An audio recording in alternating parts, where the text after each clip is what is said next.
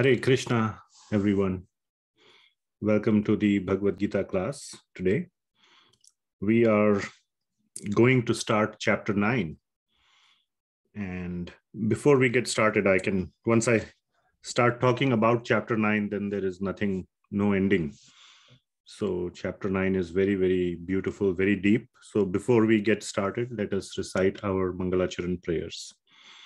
So let me share the screen here.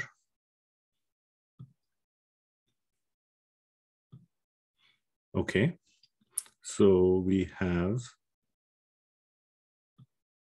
Bhagavad Gita introduction and the Mangalacharan prayers. Om Ajnanatimirandhasya Jnananjanashalakaya Chakshurunmilitam Yena Tasmai Shri Gurave Namaha Shri Chaitanya Manobhishtam Sthapitam Yena Bhutale Swayam Rupa Kadamahyam Dadati Swapadantikam Vandeham Shri Guru Shri Yuta Padakamalam Shri Gurun Vaishnavamscha Shri Rupam Sagrajatam Sahagana Raghunathanvitam Tam Sajivam Sadvaitam Savadhutam Parijana Sahitam Krishna Chaitanya Devam Shri Radha Krishna Padan Sahagana Lalita Shri Vishakhan Vitamscha Nama Om Vishnu Padaya Krishna Pristhaya Bhutale Srimati Bhakti Vedanta Swami Niti Namine Namaste Saraswati Devi Gauravani Pracharine Nirvishesha Shunyavadi Paschatya Desha Tarine He Krishna Karuna Sindho Deenabandho Jagatpate Gopesha Gopika Kanta Radha Kanta Namostute Tapta Kanchana Gaurangi Radhe Vrindavaneshwari Vrishabhanu Sute Devi Pranamami Hari Priye Vanchakalpatarubhyascha Kripa Sindhubhya Evacha Patitanam Pavanebhyo Vaishnavebhyo Namo Namaha Jaya Shri Krishna Chaitanya Prabhu Nityananda Shri Advaita Gadadhar Shrivasadi Gaur Bhakta Vrinda Hare Krishna Krishna Krishna Hare Hare Hare Rama Rama Rama Hare Hare. Srila Prabhupada ki Jai. So thank you everyone for joining. We will start discussion on chapter 9. Let me share the whiteboard on which I can write.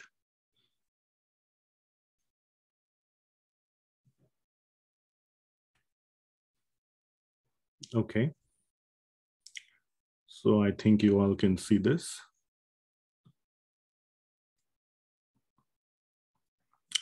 Okay. So Bhagavad Gita chapter number 9. So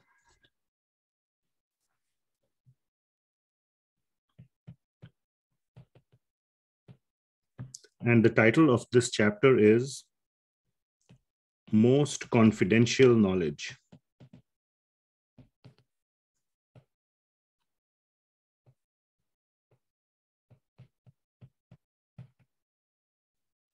It is also known as Raja Guhya Yoga.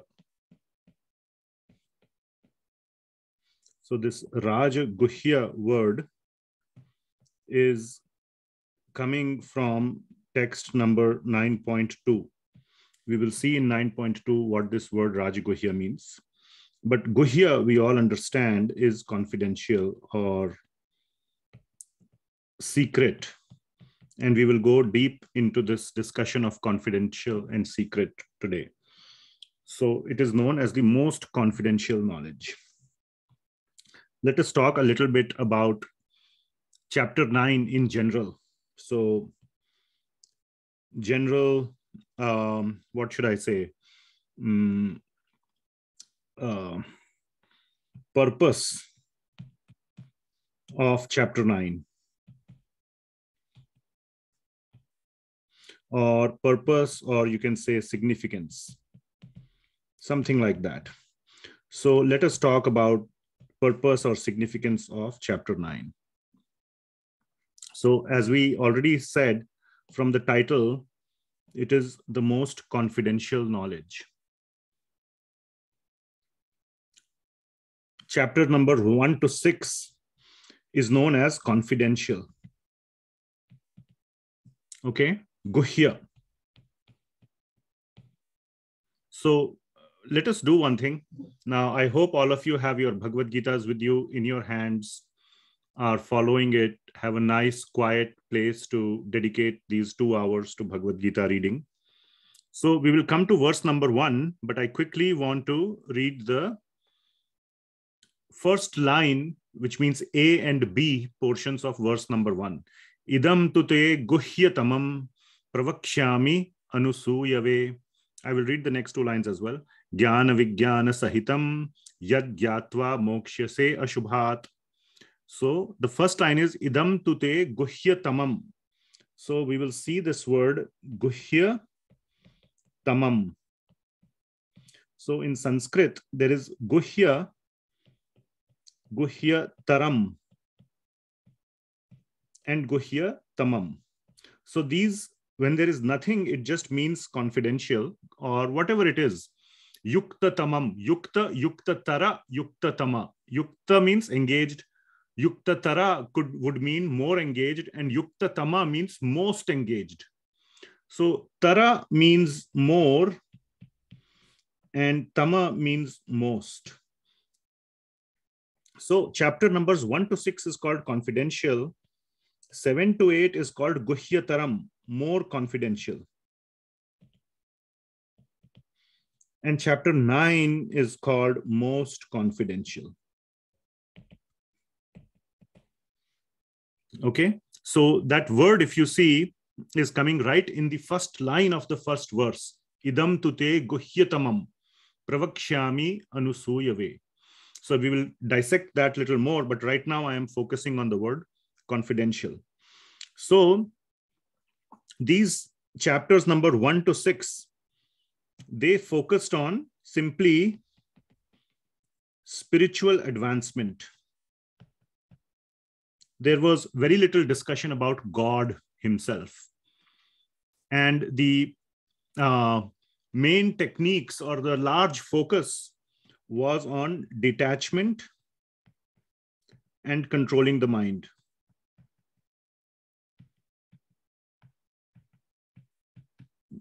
So that was from a practical application perspective, those were the things. Chapters 7 to 8 introduced the knowledge of Bhagavan. Who is God? Okay. And chapter 9 will introduce shuddh bhakti. Shuddh bhakti, or how to approach that Bhagavan. So these are at a very high level the general topics covered in these chapters. And therefore, the process or the path to approach Bhagavan, and another very sweet way of saying approaching Bhagavan, is how to develop a loving relationship with Bhagavan. That is the essence, or that is the main topic covered in chapter number 9. And that process, or how to develop a loving relationship, as you all know by now, no surprise, is shuddh bhakti. And this will be described in quite detail in chapter number 9. And it is known as the most confidential portion of the Bhagavad Gita.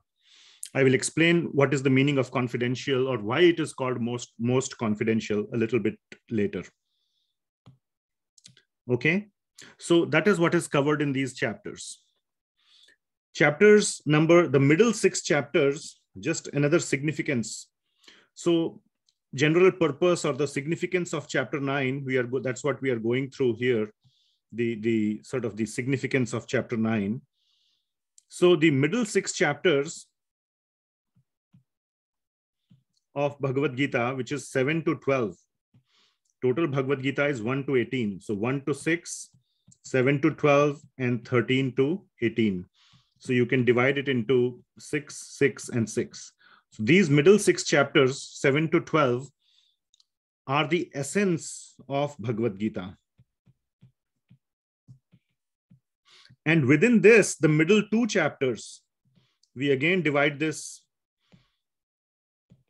into three parts, 7 to 12, 7 and 8, 9 and 10, 11 and 12. These middle two chapters are the essence of the essence of Bhagavad Gita. And I'm not saying this. Sri Vishwanath Chakravarti Thakur, who is a great, great acharya in our disciplic succession, these are his words, that the middle two chapters, 9th and 10th, are the essence of Bhagavad Gita. So please realize that the importance of this chapter, and Lord Krishna will say that himself in 9.2, he calls this chapter as Raja Vidya. We will cover that, but it is the king of knowledge. So that is it's the essence of Bhagavad Gita. So I want to talk about it in a little bit different way. The main purposes of chapter number 9. What are the main purposes of chapter number 9? So the first purpose is to establish the position, or we can say the aspect of the Lord as the object of our love. Let me put it in red color. Love plus worship. So this is a very, very big aspect of chapter number 9, to establish the position of the Supreme Lord Bhagavan, whose name is Krishna. He has many other names, as the object of our love and worship. So what is shown, so please listen carefully, what is shown in this chapter is his greatness. So we get to see Lord's greatness. So you will see in some of the verses of the initial verses of chapter 10 of chapter 9, how great, absolutely magnificent and big the Lord is. And by contrast, only by contrast, to see how tiny we are. It is not being shown that we are tiny as a derogatory aspect. You are tiny, you are small. That we do when we look upon other people, when we oppress other people. Oh, you are tiny, you are small, get out of here. Go back to your own country where you came from. Racism, this and that, us versus them. This is not in that spirit at all. I am God and you are, small. But by seeing the Lord's greatness, nowhere in this chapter he will say you are tiny. But he will just share with us how great he is. And by that contrast, we need to realize how tiny we are. Not only how tiny we are, how dependent we are on him, on God. And this is not new. It is absolutely not new that we are dependent on God. I would not even say that we have not realized it, or nobody has told us this. We know it, but all of us willfully ignore it, shove it under the carpet, turn a blind eye to how much we are dependent on a superior authority, some superior authority. If there is drought or if there is no rainfall, or if there is COVID, plague, this, that, the list is endless at a general level. At a personal level, you could get paralyzed. You can't even move your hands. We think moving our hands is the most simple activity that we do. Moving a finger. When you have nerve problem or carpal tunnel syndrome or whatever, people who work with keyboard and mouse, have you ever had problems with moving your finger? How hard it is to just move this finger. So the point is that in this chapter,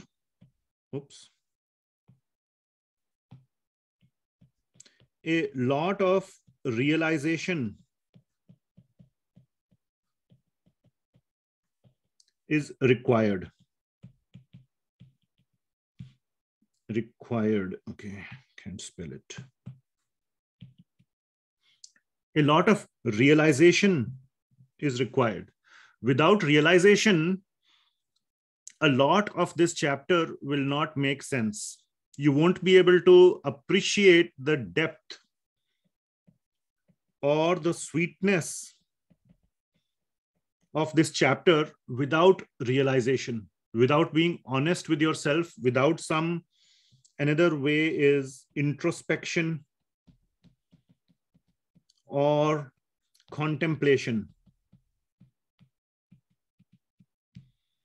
Some level of introspection and contemplation is needed as to how dependent and how helpless we are. And when we see that, when we realize that, then we will be able to truly appreciate this chapter and the position of God. And when we appreciate, so let me kind of write it down in a series of steps here. How chapter 9 works best. Okay. So today we will not cover a lot of chapter 9. We might cover at most 3 verses. If we are able to cover 3 verses, I will call it a good accomplishment, because we haven't, a lot of time will be spent in setting the foundation for chapter 9, like I'm doing right now. We haven't yet even started verse number 1. So introduction to chapter 9 and 1, 2, 3 is my goal. Got it? So, and next week, we will not have a class. I'm traveling, so we will have next class in 2 weeks. So you have a whole 2 weeks. You have 2 weeks to do this. And this is your homework. I had said in the beginning of the series, the homework will be in the form of application. There won't be any written homework, no, nothing like that. For that, there is another higher level class that we do called Bhakti Shastri, where, you have homework and tests and all those things. The homework here is to apply. So you have 2 weeks to please read, please listen to this lecture. I will upload this lecture tonight or tomorrow latest. And please try to introspect, try to dive into internally and ask yourselves these questions as to how somebody may be having a very good life, may be feeling very powerful. But truly, if you see around yourself, most likely in your own life, you will see that we are not very powerful. We are not very much in control of anything. And in contrast, when we look at the Lord, then what happens, I'll describe next. So how chapter 9 works best and how you can make the best use of chapter 9. You are spending 2 hours and we will spend at least 4 or 5 weeks on chapter 9. You're going to spend so much time, better make best use of it. So the first step number 1 is realize how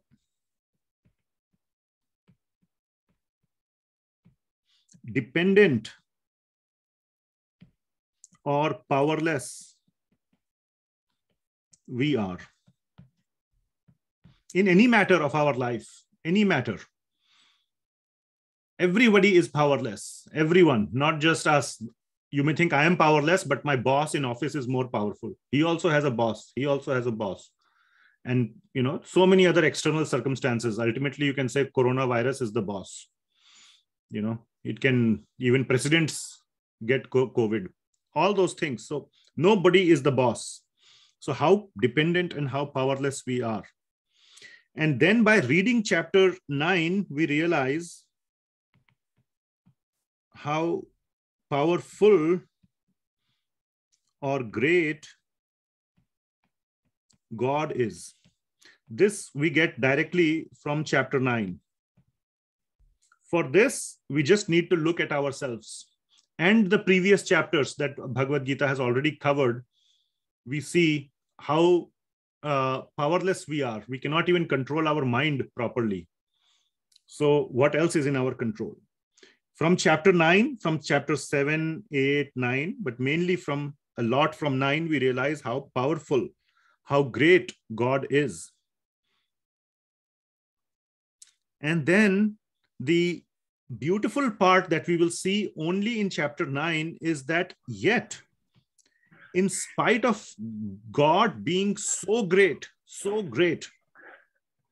we will see that yet he is so loving and caring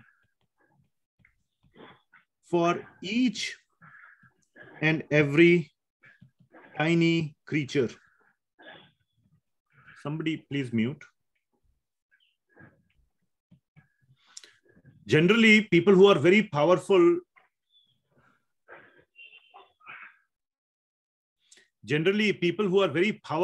very great, don't care for others. They are busy in their own affairs, being great. They are enjoying their greatness. They are busy being great, isn't it? They have no time for anything. And that actually is not their greatness. Or in other words, I didn't say that correctly, that speaks to their tininess. Because they will say, oh, I don't have time. I am the president. President Biden, if you want to go meet Biden, it is just not possible for him. Not possible if all the 330 million people of United States want to meet the president. Is it possible? Even if he is very kind and compassionate, is it possible for him to even shake hands with every citizen, even once during his presidency? Not possible. But Lord Krishna can talk to everyone, can shake hands with everyone all the time. This is the greatness. He had 16,108 wives. Every wife thought that always Lord Krishna is with me. How is it possible? That's because he is God. There were so many cowherd boyfriends when he used to go on with grazing the cows. He used to sit in the center, and all the cowherd, all the gwale hote hain na, jo, the cowherd boys, they would sit around him. And everybody would see that Krishna is facing him. How is it possible? If they are sitting in a circle and Krishna is sitting here, then maybe Krishna is facing this person. If he's facing this person, then the back is towards this person. Isn't it? But all these gwalas, all these cowherd boys could see as if Krishna is facing them. That is because Krishna is God. This is inconceivable. This is inconceivable. Now, I'm covering some other aspects. We are actually going over some of the important topics of chapter 9. So please pay very careful attention. I'm speaking this in a slightly integrated way. If you understand these aspects, then understanding the verses will become easier. So you will say, this is inconceivable. It is inconceivable. It doesn't happen like that in our normal experience in this world. So you can have two responses. One response is reject. This is all nonsense. Some bogus fairy tales. I can say anything. I can say elephant has wings and can fly, and rivers are on top and mountains are at the bottom. Whatever. I can write whatever I want or say whatever I want. So you can reject. The other response is that of faith. That yes, it is possible. And for somebody who is more introspective, he can see that there are so many things, just so many things. Because we are seeing it around in our world, it has become normal for us. But these are actually miracles. Just because we see them so often around us, it appears normal. Oh, that is normal. A small seed of a banyan tree. The small seed, you put it in the ground, you put water, you give sunlight. The banyan tree comes out of a small seed. If you just put water and sunshine on a soil, no banyan tree will come out if you don't put the seed. The seed is the cause. Try putting just water and sunshine on just some piece of land. Nothing will come out unless you put the seed. That's a miracle.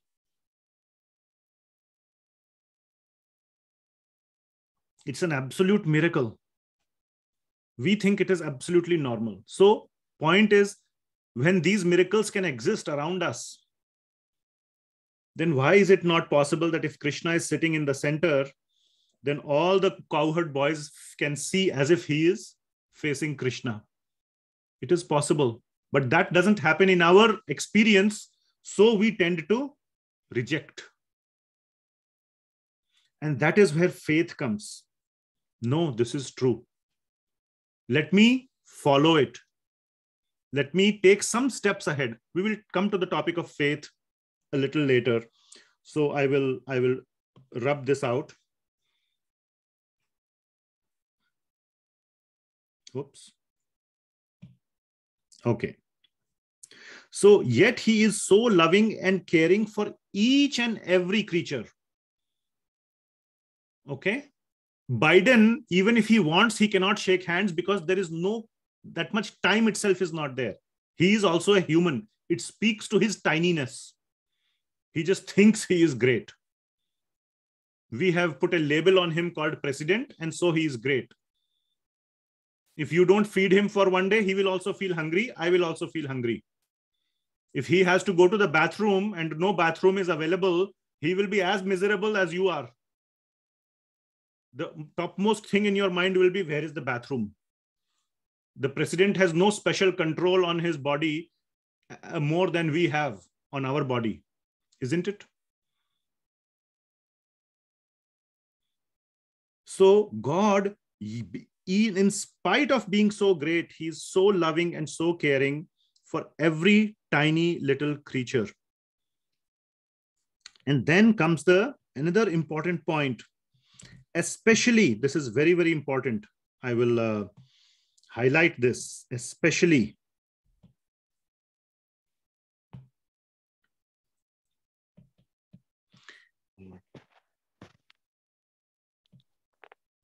In spite of his greatness,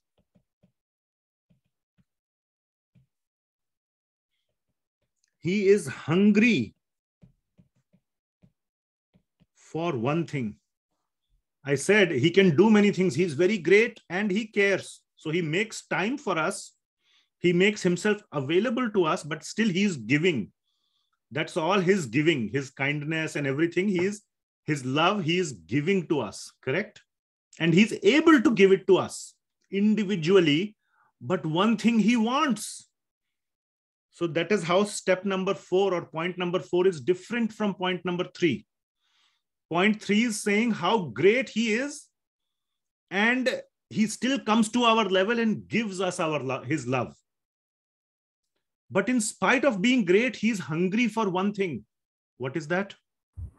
Love. Yes, our love. He is hungry for our love. Point number 5. When we give him our love,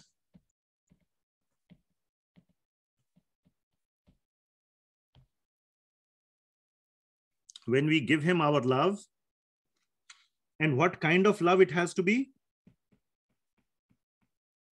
It has to be unconditional. Unconditional. Yes.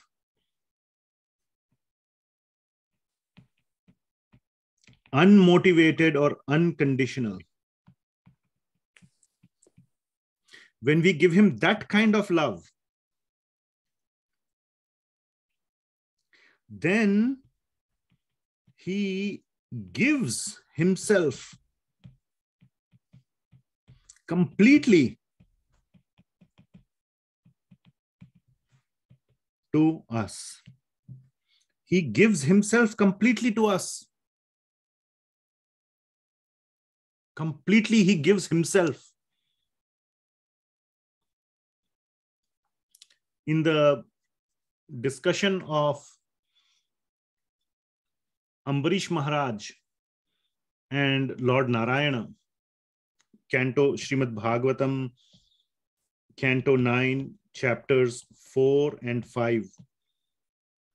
You should see in chapter 4, somewhere around verse number 63 onwards.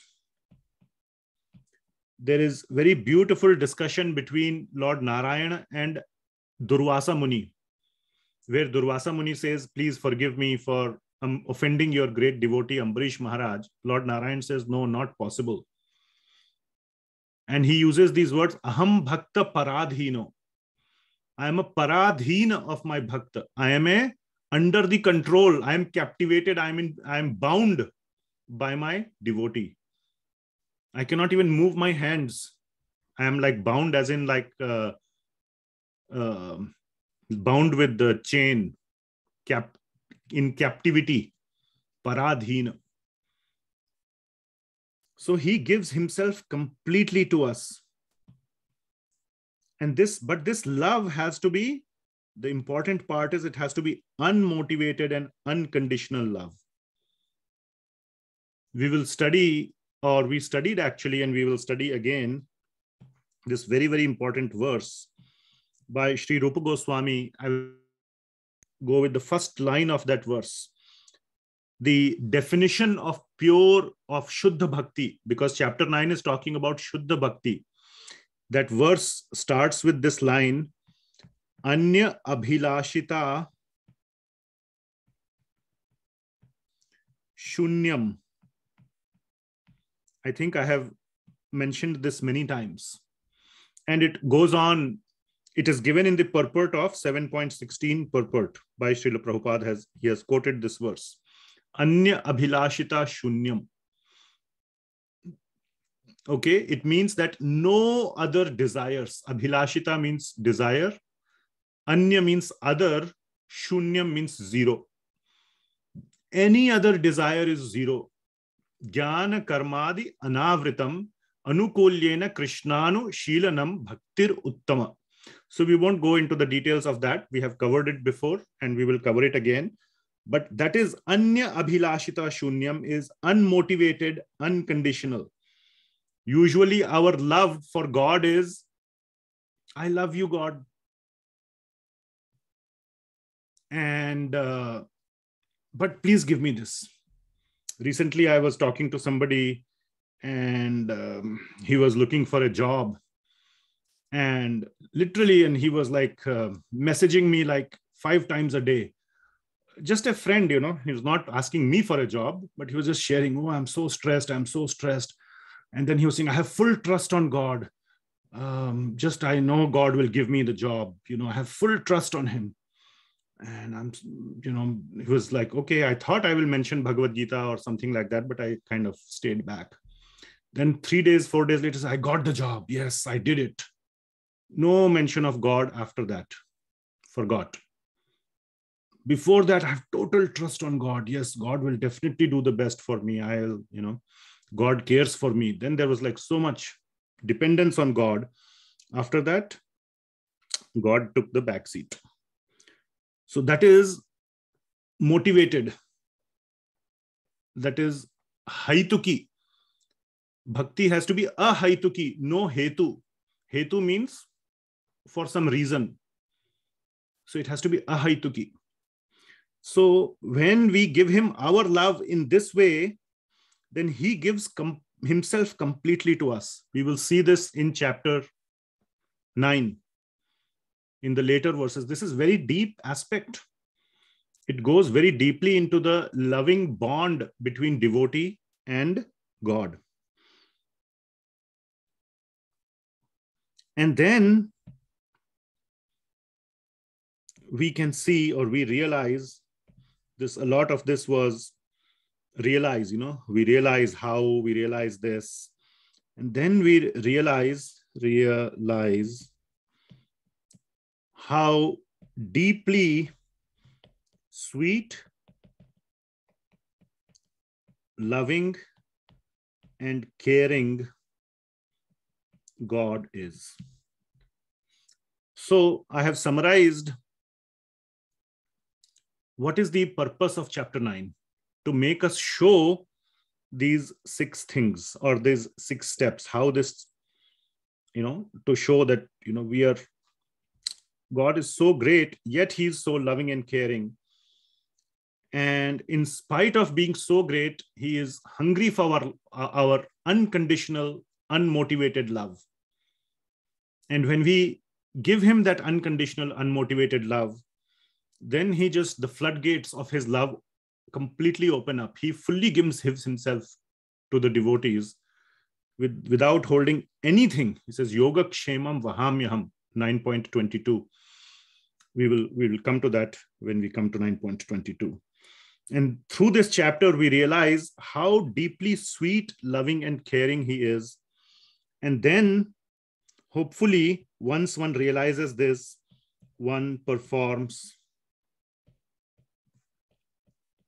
what is called as ananya bhakti.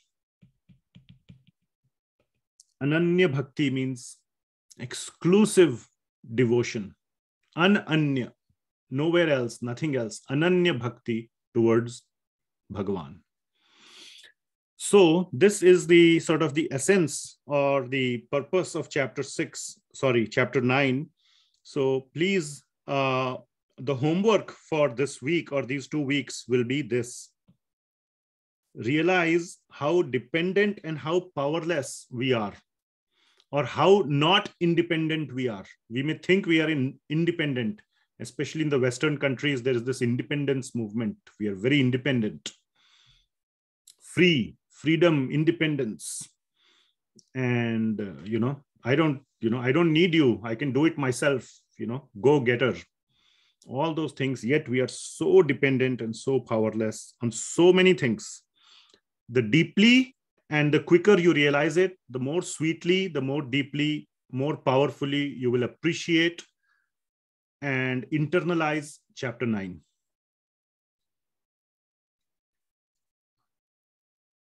So this chapter speaks about the love.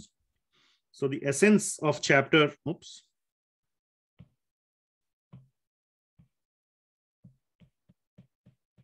essence of chapter 9, as I said, somewhere above, I want to show, is shuddh bhakti. Right here.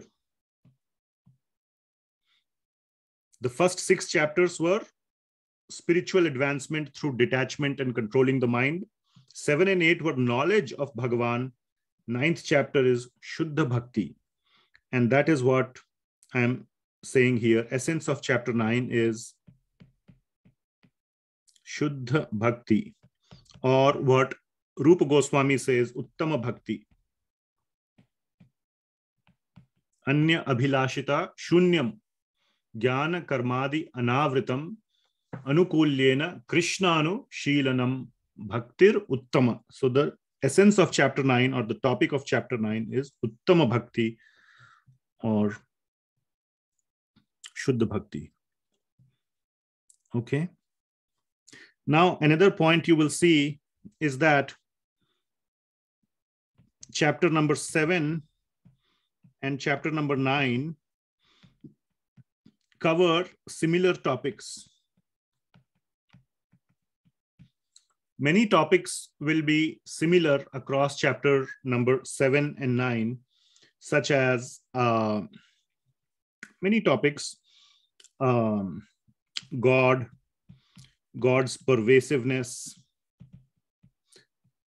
in the universe, God as the creator of the universe. When I say universe, I mean everything that is material and spiritual, both material and spiritual worlds. Many things, impersonalism,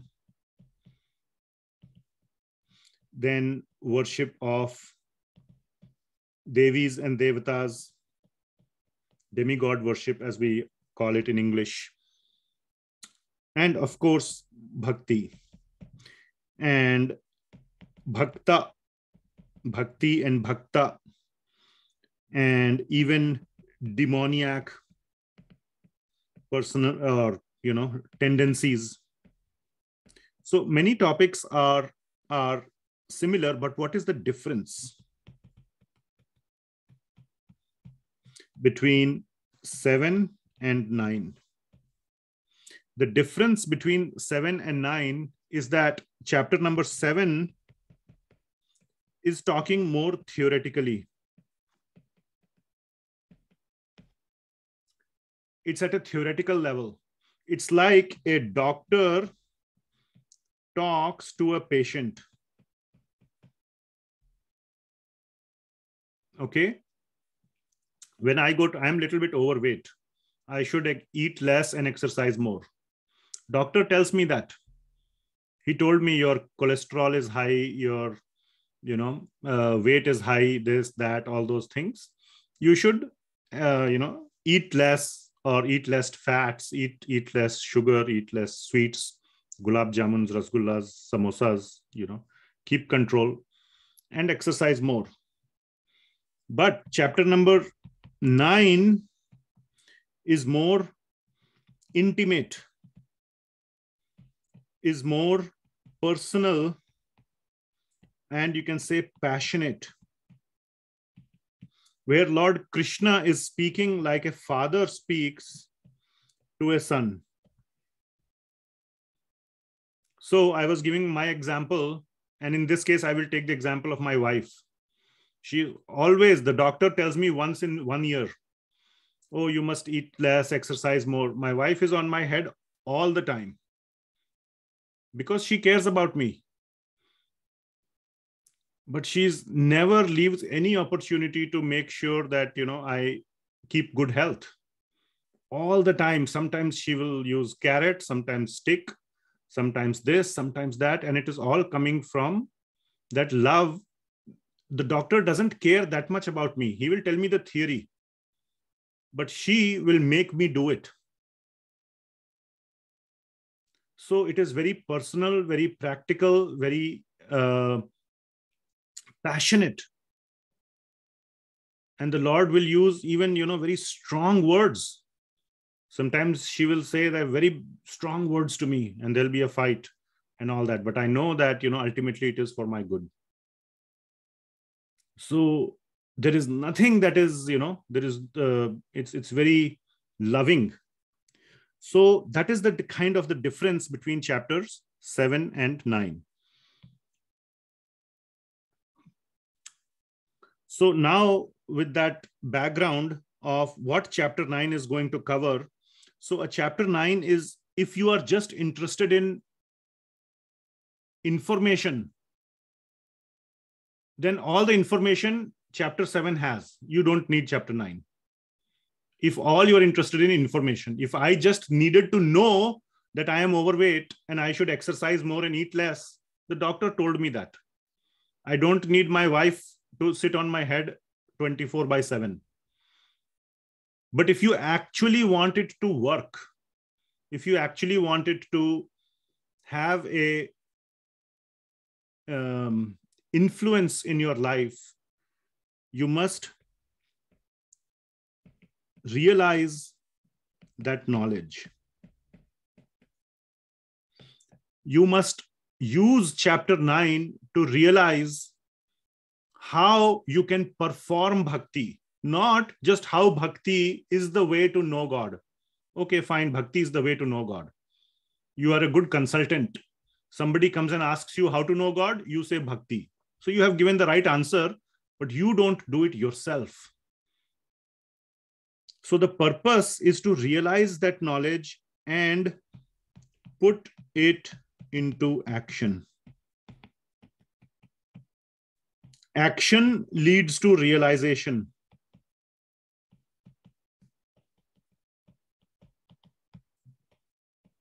Like a science experiment. Theory is taught in the theory class. All you have to do is sit and listen. Do you have to do anything else other than sit and listen? Sometimes you even sleep while listening. But in the lab class, in the practical, you cannot just sit and listen. You have to move your hands and then you will get the results. So in the lab, you have to perform action, which means do the experiment. And from that will come the realization. Oh, this is the measurement. This is how I measure it. This is how much it is. And then you say, aha, what I learned in the theory actually works. So the essence of or very important aspect of chapter 9 is to put that knowledge which you already got in chapter 7 into action. So chapter 9 is a big call, huge call on all of you to apply it. Please apply it. And somehow or the other, it is good that I'm taking a vacation or whatever, traveling next week. We won't have a class. You're getting more time to apply it. So please perform Bhakti Yoga.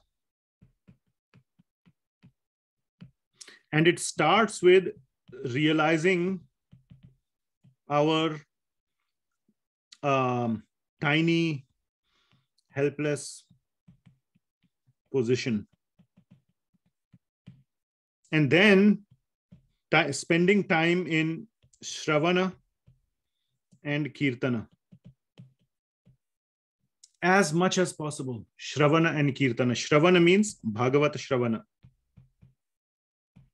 And Nama Kirtana. Okay, we have discussed this many times. I'm not going to give another whole class on Shravana and Kirtana, but perform. And then there are so many other aspects of Bhakti Yoga, like offering food to the Lord and worshipping the Lord with nice items like incense and lamp and water and so on. So all those things constitute Bhakti Yoga with full bhava, not mechanically, with full bhava. So please do that. Okay. Now we will go into verse number 1. So I will stop and see if there are any comments or questions. We'll take some comments, questions, and then we will go into verse number 1.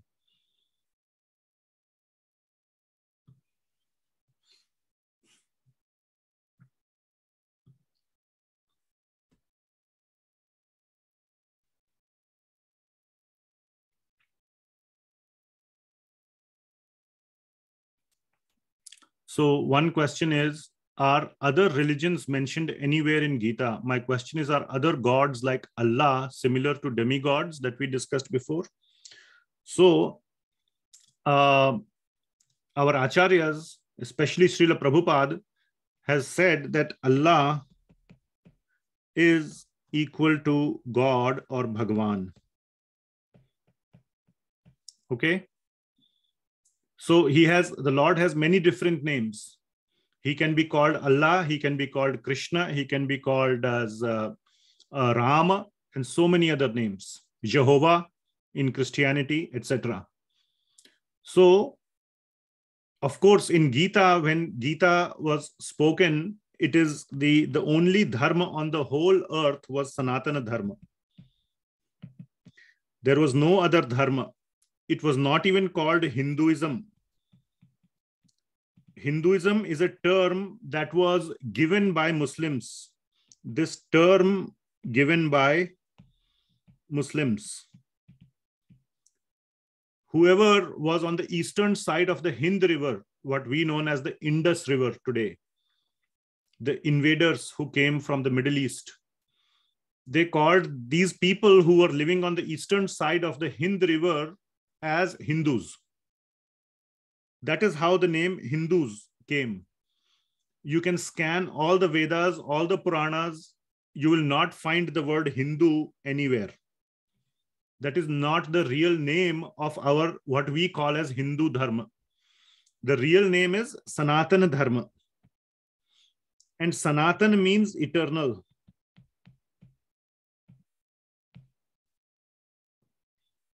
Eternal means everlasting.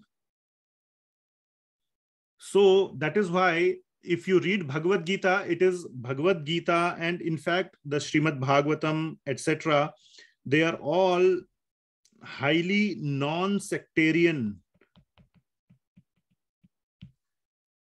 Why do you think so many Western people took to Hare Krishna movement?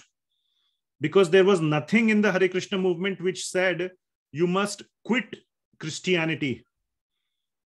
Srila Prabhupada said that what I have come to tell you is that you should become a good Christian.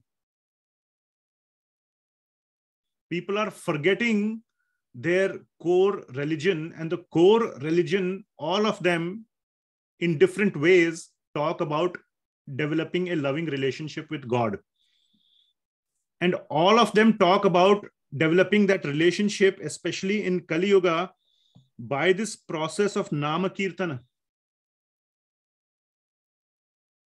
Even in the Christians, they have the rosary, beads on which they chant the names of God. It is called the rosary. Whenever I'm traveling in aeroplane or something, some people ask me, what are you doing in this bag, in this japa bag? I say it's the rosary, because they understand that word better. I don't have to explain them, Hindu terms or Sanskrit terms. I say rosary. There was a very nice family who used to live close to our house. They were from Bangladesh. So their parents, whenever that father used to visit, he was a very pakka Muslim. And in the evening, he would go around the park with a bead, japamala, doing japa of, I asked him and he told me some names, he told me a mantra, Allahu Akbar, something like that. And he's saying he was doing japa of that, and he would do that for a couple of hours in the evening in the park.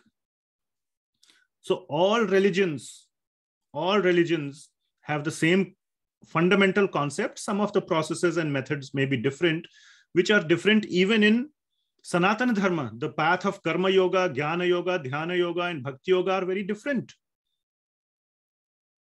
So why do we need to look outside to see some differences? But the fundamental concept is exactly the same. So through Bhagavad Gita, you can become a better Christian, a better Muslim. Okay? Sorry. So I hope that answers the question. And Srila Prabhupada said, Allah is none other than that Supreme Lord who we call Krishna.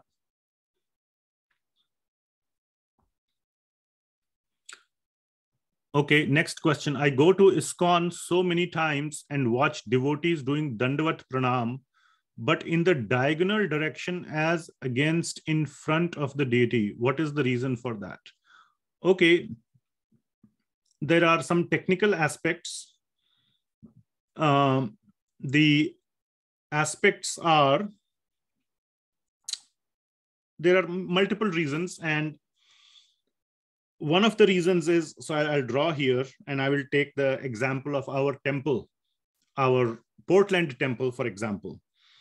So if I draw the hall here, this is the deity altar. Okay. Srila Prabhupada is sitting here.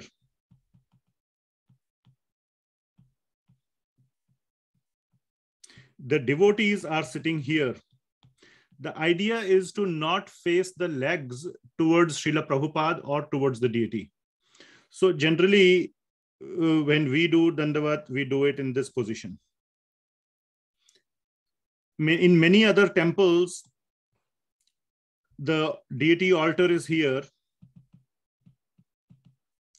and Srila Prabhupada is sitting right in front, so that the idea is he can always see the Lord.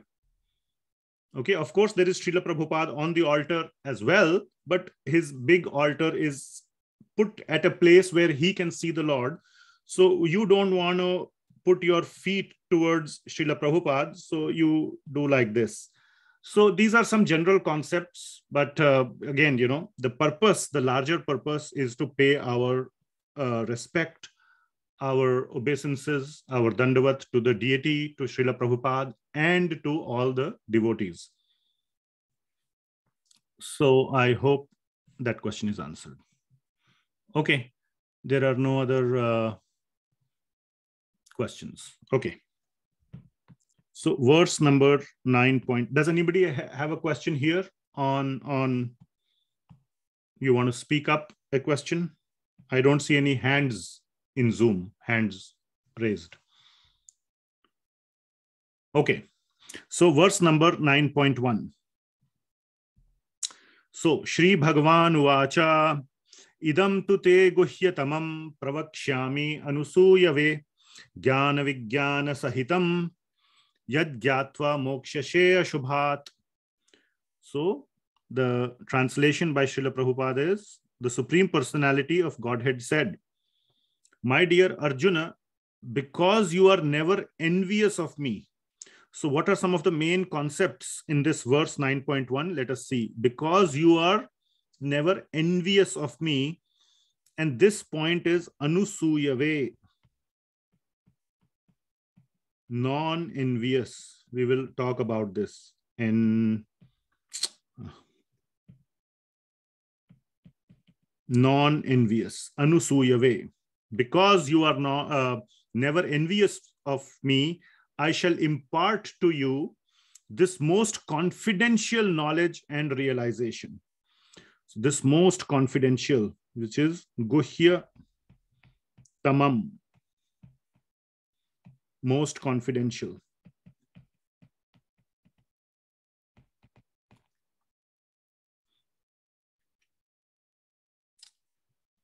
Knowledge and knowing which you shall be relieved from the miseries of material existence. Yad gyatva moksyase asubhat. You will get moksha from asubhat. From everything that is ashubha, you will be relieved. You will get moksha. You're following? So moksyase asubhat. Asubhat. Get freed from all material miseries or misery. Okay. And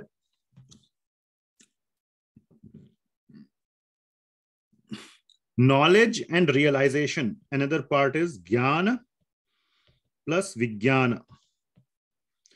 Vijnana. Knowledge plus realization. Okay. So that is what, these are the four main topics of this verse. 1, 2, 3, 4. Okay. Now, through our summary discussion that we did just now, I already talked a lot about jnana and vijnana. So this one, I will say it is done. Okay. We will speak some more about it, but more or less this is done. Guhya tamam. This is partly done. We talked about the confidentiality, but I said we will explain more about it. And we will talk about non-envious and moksyase asubhat. So, by the way, the first 3 verses, 9.1 to 9.3, is section 1 of the chapter 9. And it is talking about the significance of chapter number 9. So 9.1 to 9.3 are talking about the significance of chapter 9. So 9.1 once again, idam tu te guhya tamam.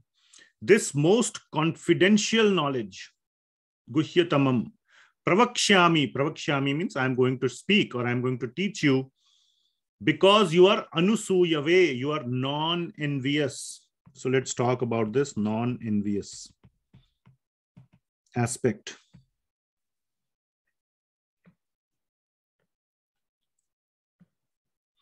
So which means that it is meant, this knowledge of chapter 9 is meant for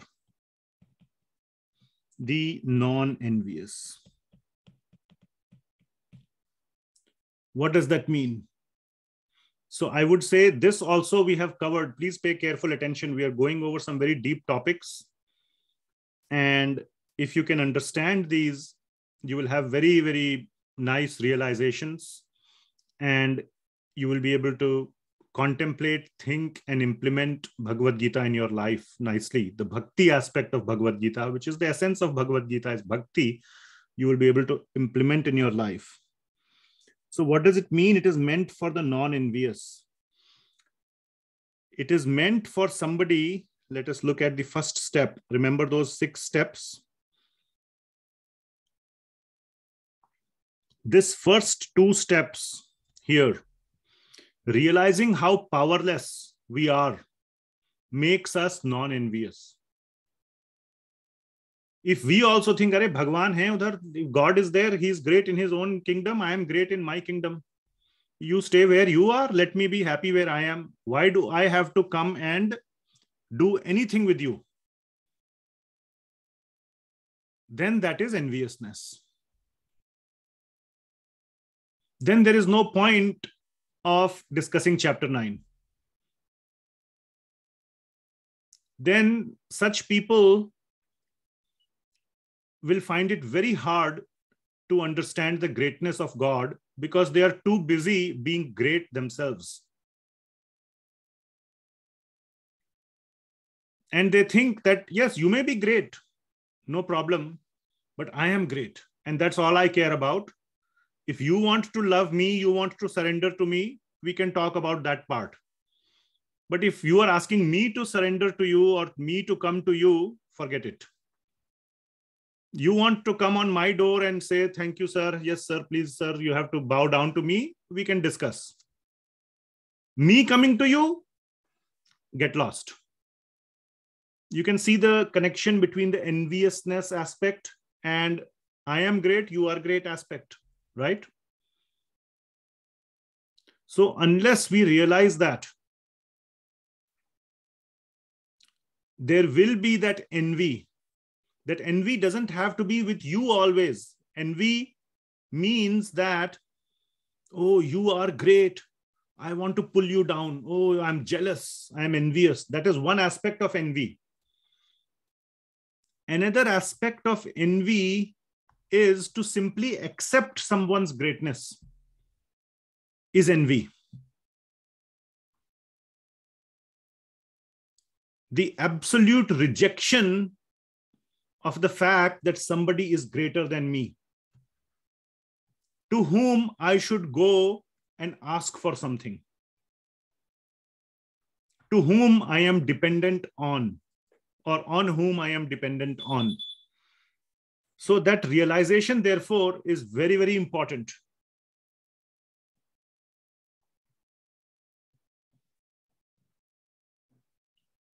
Many people want to make spiritual advancement. I met some people recently, but they want to keep God completely out. They said, don't mention God. Are you talking about God? Oh, then I'm not interested. You talk to me about spiritual advancement. Yes, I want that. Please tell me, but keep God outside. I said, sorry, I don't have such a formula. You can go to some other shop. In my shop, spirituality and God are, one and the same. I don't know spirituality without God. But there are people, and then he said, thank you very much, and he went away.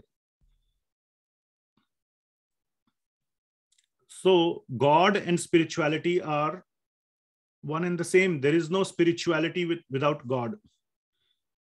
So there are people like that who have that envy. Oh, God means the moment you say God, they know their radar or whatever their signals go up. Oh God, oh, now I will be asked to bow down. And that is completely unacceptable to so many people. And chapter 9 is not for them. And one of the reasons Lord Krishna says, I will touch upon the confidential aspect of it. Lord Krishna says, keep it confidential. In fact, very, very strangely, you will see in the very end in Bhagavad Gita 18.67, Lord Krishna says, maybe I can share. Are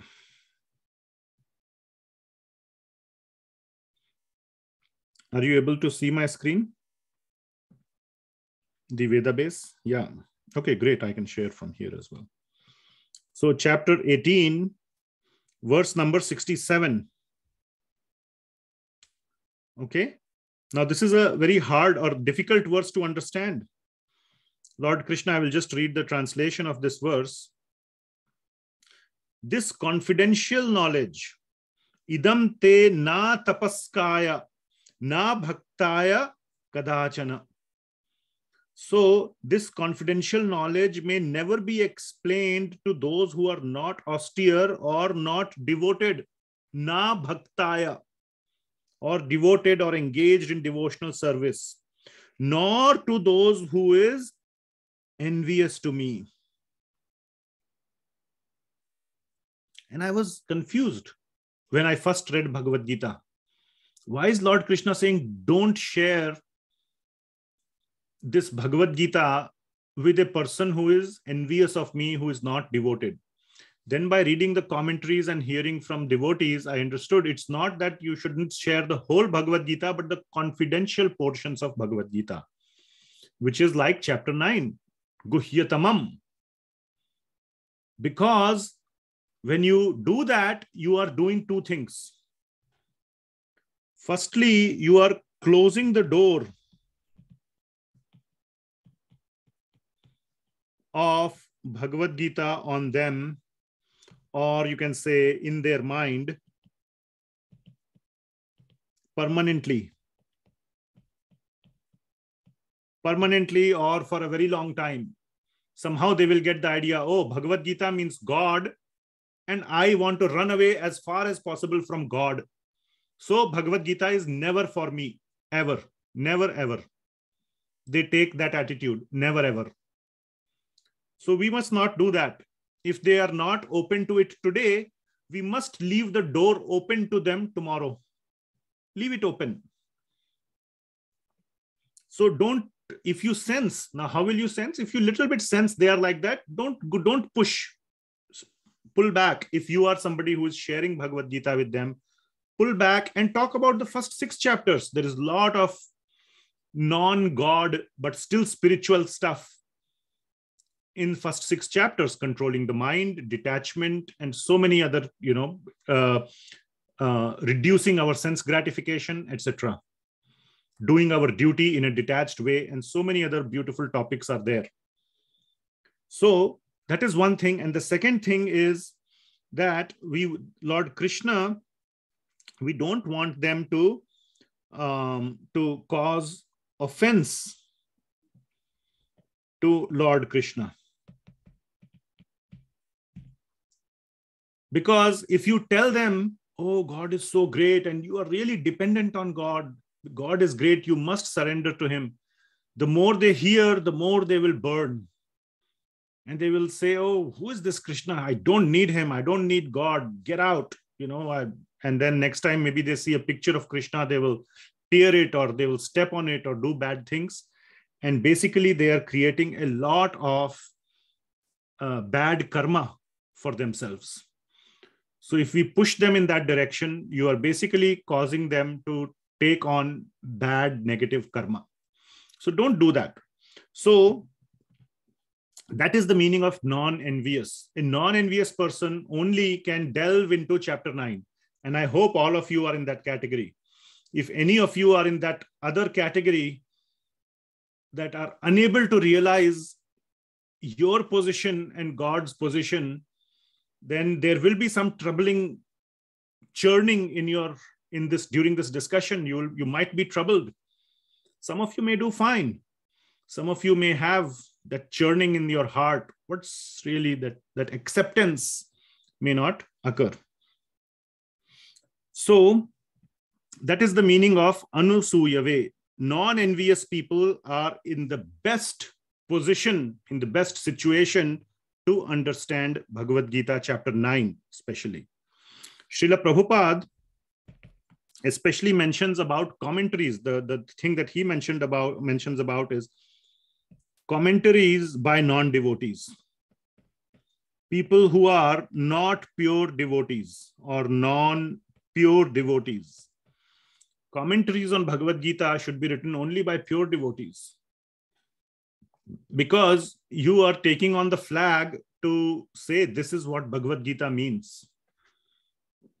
And if you are distorting the picture of what the author intended, you are not doing a service to the author.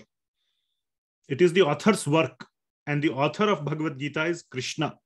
So if Krishna wants to convey a specific message, and you being a commentator are completely conveying a 180-degree opposite message, you are lying, you are cheating.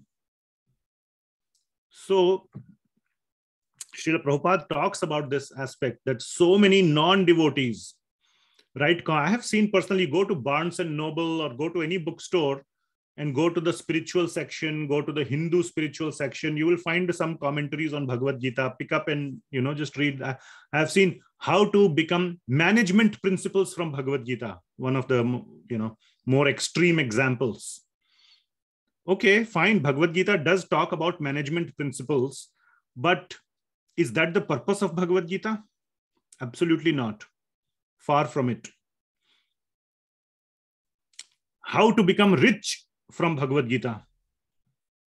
That's another one. Not spiritually rich, materially rich. And all these and then if you read some of these other commentaries in detail, which one was that? Not a commentary. I saw a YouTube talk by someone. I won't name negative examples. And this talk was given by some sannyasi in IIT Kanpur. 2-hour talk on Bhagavad Gita, 2-hour talk.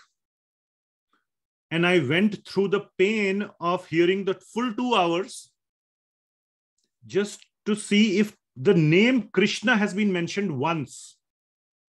Guess how many times the name of Krishna was mentioned in 2 hours? 0. Big 0.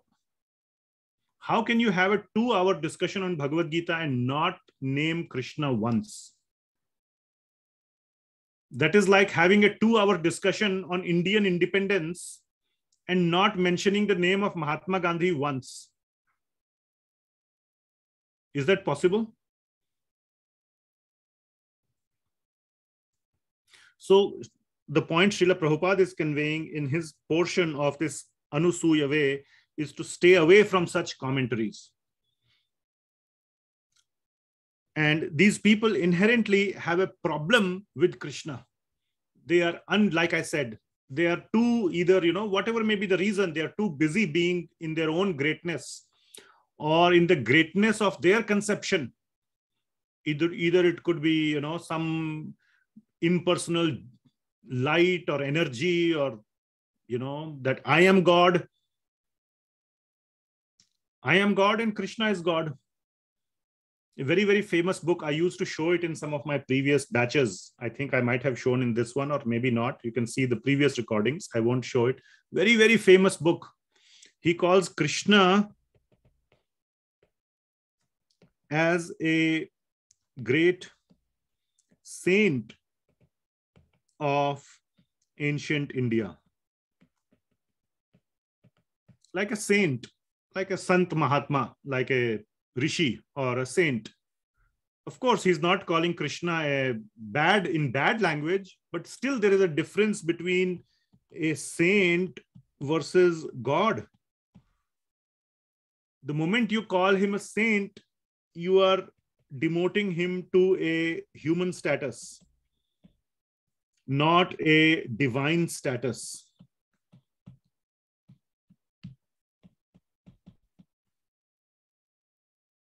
So that is all coming out of envy. And envy doesn't mean that you are jealous of him.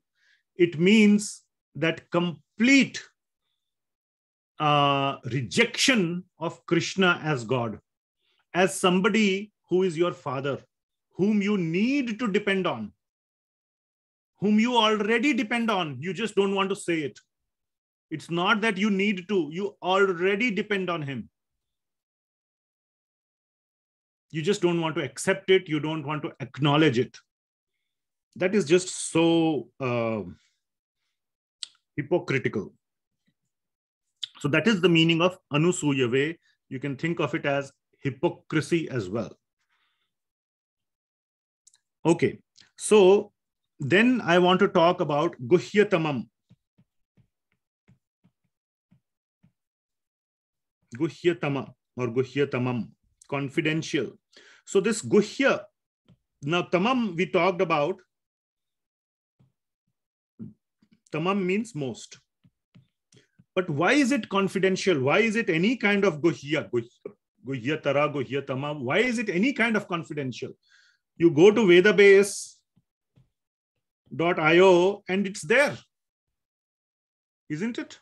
How is it confidential? Huh? Maybe the secret documents of CIA are confidential, isn't it? That is what is called confidential, isn't it? How is Bhagavad Gita confidential? It's available on this website. Do you find all the CIA documents on some website? No. Sometimes even the president doesn't know things. CIA hides things even from the president. Maybe, I don't know. If I become president, I will let you know. Right? So, what is the meaning of Guhya? So, Guhya has three typical meanings or three general meanings. One is a secret, like CIA secret. Okay?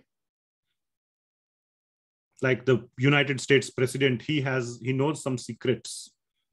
Who killed John F. Kennedy? Did the Russians kill him? Did Lee Harvey Oswald actually kill him, or somebody else, or what happened? Those are secrets, state secrets, so to say. Okay, so that is one is secret. Those secrets, or this is where you can say it's confidential. The second meaning is private. The subtle difference between secret and private. Private means everybody has their own secrets. Like, for example, my salary is private. Yes, I have a salary. I earn some money. If you ask me, please tell me your salary, I may or may not tell you. I'll say, what's your business to know my salary? Isn't it? So it's private to me. So that is another meaning of, I know that you have something, I have something, but it's none of your business. The third one is called an open secret. An open secret means that it is available openly.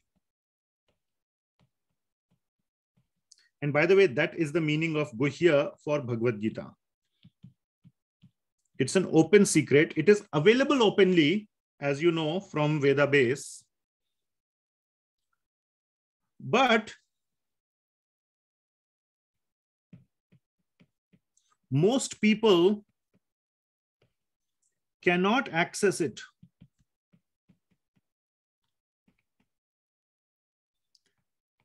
due to some deficiency. And the deficiency is on their end, not because Bhagavad Gita has a password. It's not because Bhagavad Gita is kept in a secret lock. It is open. but because they have some deficiency, they cannot access it. Okay, like somebody should mute. Okay, like for example, hiding in plain sight, they say, right? If have you seen a chameleon? What is called in Hindi? A girgit, isn't it? It hides in plain sight. How it hides in plain sight? By changing its color to match the color of the surroundings. So with our eyes, we have a deficiency that we differentiate by color.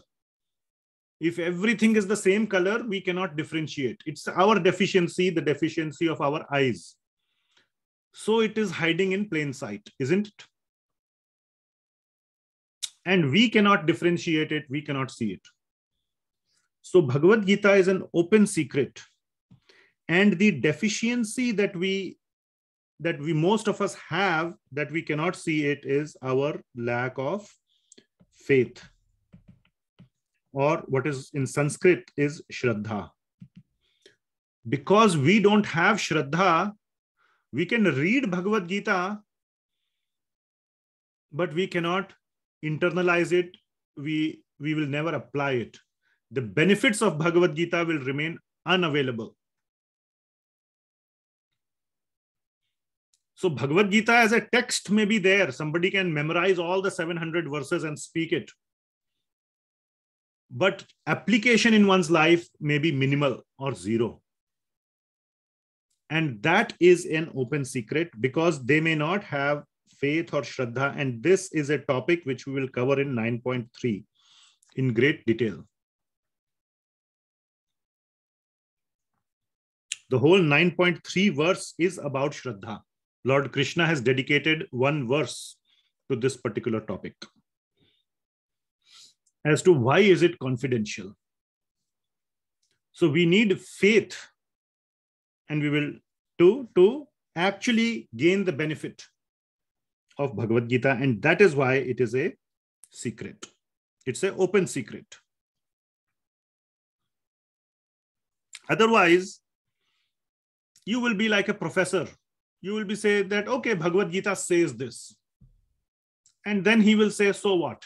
I don't believe it. I don't have to live it. I don't have to apply it. I'm just somebody who can say it, who can repeat what is written there. Okay?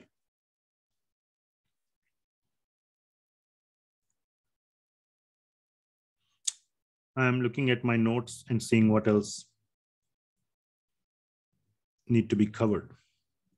Okay, so in this verse, there were all these concepts. So we talked about, now we have talked about Anusuyave, we have talked about Guhya tamam, the confidentiality of it. We talked about Gyan and Vigyan quite a lot. I will talk a little bit more about it. So let's talk about Gyan and Vigyan a little bit more. One point I want to mention.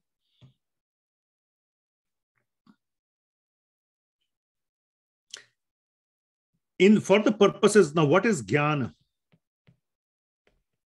Anybody? I want to have somebody say that. What is Gyan? Somebody who has not spoken.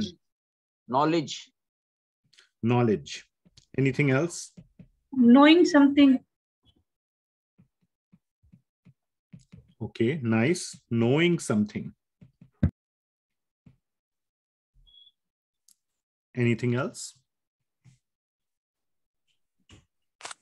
Self-realization, Prabhuji. Okay. Self-realization. Self-control. Wisdom. I can say, okay, wisdom. For self-realization, I can say spiritual knowledge, because somebody said knowledge here. As it is. Knowing the things as it is. Okay. Knowing it as it is, or knowing it correctly. Okay, very nice. Prabhuji, self-control. Self-control. Okay, it is an aspect of knowledge. Okay, fine. So if you see knowledge, as some of you have said, is knowing something. This is kind of comes closest. Or wisdom, it's not just general wisdom. How do you define general wisdom? I can say wisdom is kill other people, take all their money, become rich. Why is that not wisdom? Kill everybody who you meet, take their money, loot their money, and you become rich. Pretty good, isn't it? So wisdom has to be about something. For the looters and killers, that is wisdom, how to kill. They may have whole classes on how to loot other people, how to kill people. Okay? So wisdom about something. It has to be about something or knowing something. Very nice. So this chapter is about jnana, which is knowledge, but the definition of jnana, as it is, as is said here, jnana means that by which something is known. That is jnana. Whatever it be, whether it is jnana about how to make money, jnana about how to kill people, jnana about how to know God, jnana about anything. That is jnana, that by which something is known. And how do we know if that something is God? So that by which, by what God is known?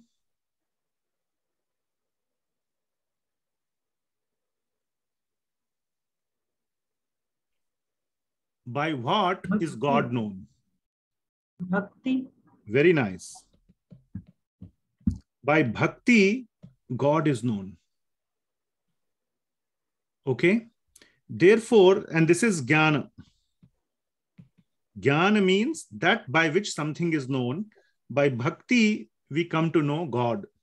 Therefore, for chapter 9, because chapter 9 is talking about how to know God, and the process is bhakti, the jnana of chapter 9 is equal to bhakti. That is the jnana we get from chapter 9. Okay? So when it is said here that you will get jnana, jnana vijnana sahitam, and I will explain the vijnana part, which I had already mentioned quickly, I will explain. But you understand here for this chapter, when it says you will get jnana, you will get jnana of bhakti. Because by bhakti, you can know God.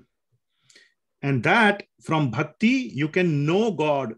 Or in other words, we can say you can realize the presence of God. So this is the realization part. This is the vijnana.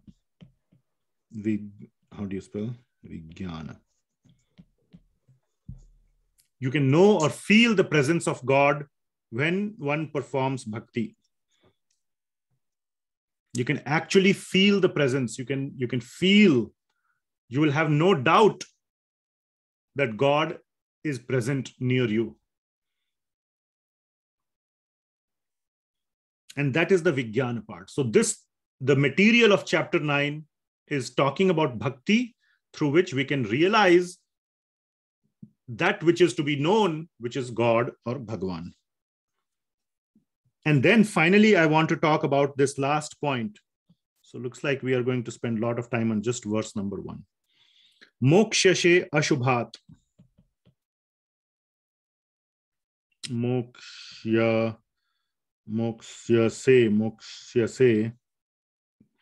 asubhat. Okay, moksyase asubhat. This bhakti, this knowledge of bhakti, which is mentioned in the previous line, yad gyatva, knowing this, yad gyatva, after you know bhakti, it will lead to, bhakti leads to moksyase asubhat. everything that is ashubha. What is ashubha? The greatest ashubha thing in our life. What is it? We call it death. Okay, death. Cycle of death and birth. Okay, you went one step ahead. Not only one death, but all the deaths of all the bodies you have gone through or are going to go through. Correct? So cycle of birth and death. Okay, what else? Just that? That's your only ashubha thing in your life? All the miseries in the life. All the miseries. Very nice. All the miseries. You're not a devata. Devatas also have to face death, but they have no other miseries.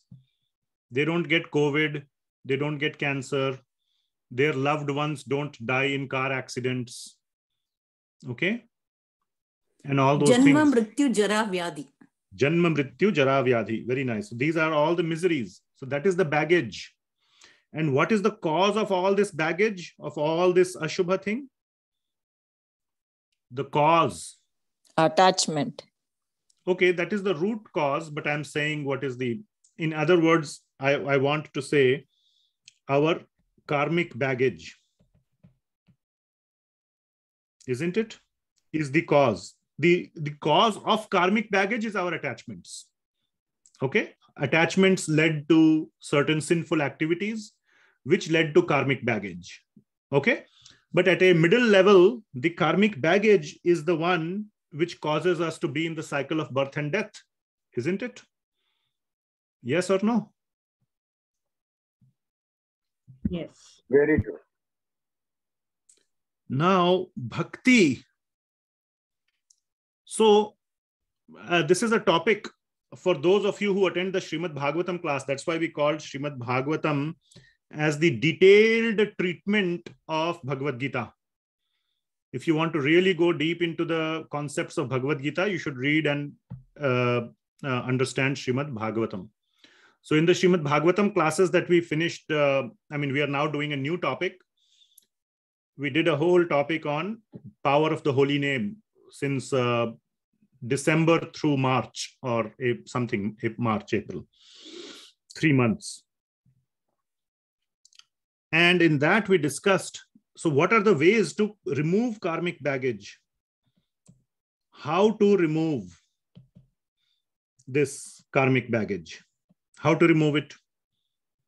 There are 3 steps, or 3, not steps, 3 ways. Shravan, Kirtan. Well, those are all part of bhakti, Shravana and Kirtana. So there are 3 ways. So one of the ways is through it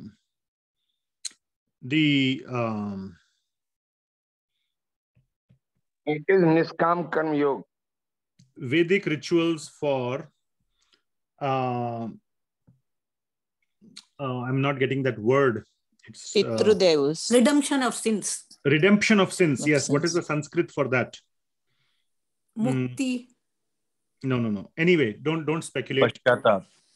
Paschatap is a close word. There is a direct word used in the Bhagavatam. I'm looking for that in Canto 6, Chapter 1. Okay. So Vedic rituals, I will just say for cancelling karmic baggage. So you do very detailed Vedic rituals and some karmic baggage gets cancelled. Another way is through jnana yoga. Papa nivarti. Okay, I think there is another one. Okay, thank you. It's okay. Don't have to worry. It's okay. Focus on the concepts. Okay. The second one is jnana yoga. And the third is bhakti yoga. Okay. And in that chapter, Srimad Bhagavatam, this is a conversation directly between Parikshit Maharaj and Sri Sukadeva Goswami. And what is said is that the desire for doing karmic, for sinful activities is like a seed. So the seed is here. Okay. In the soil. This is the soil. So the seed is, what is the seed for? Somebody who is hearing, listening carefully. Canceling the Bhakti. karmic baggage. No, Seed not for canceling. karmic creation. Yes, madam. Seed for karmic creation. Yes. Our karmic creation. Seed for the desire to do sinful activities. Yes. So the seed is the seed for the desire for doing sinful activity. That is the seed for, think of it like a seed, okay? And when the seed grows, that is your karmic, the seed grows, okay? And you are giving it sunlight, you are giving it water, from a jug, you are giving water. This is water, you're watering it. Okay. And the sinful, this is your karmic baggage. You are following? So you had the seed, which is the desire for sinful activities, and you water it. You put it into action. What comes out? What comes out? Only sins, sinful activities. Karmic baggage comes out. Isn't it? Yeah. Now, Vedic rituals, this one is described as cutting the plant. You cut the plant. Nip the bud. Nip the bud. No, it's not exactly that. So you just cut the plant. Okay. So your karmic baggage, that plant is gone through the Vedic rituals. What it has done in the meantime, it has sowed more seeds. While it was there, it sowed more seeds. So you cut this plant, but you are continuing to shine the sun and pour the water. What will happen? More will come. Seed will generate. More trees. Those seeds will germinate. Then you have to keep cutting. So this cycle keeps going. You keep cutting, they keep coming out. You keep cutting, they keep coming out. You keep cutting, they keep coming out. So this cycle keeps going. The example given in the Bhagavatam is like an elephant who goes into the river, takes a bath, then he comes out and sprinkles mud on himself. As soon as he comes out, he just sprinkles himself with a lot of mud. What is the point of taking the bath? Okay. That is the analogy of the Vedic rituals. So it's not very helpful. I'm trying to tell you what is the meaning of moksyase asubhat. Bhakti leads to complete moksha. Moksha means complete freedom. Or you can think of as liberation. Complete liberation from everything that is ashubha. And the biggest thing which is ashubha is the karmic baggage, just to revise where we are. So that is the analogy of Vedic rituals. You are following? Jnana Yoga is the process where you don't water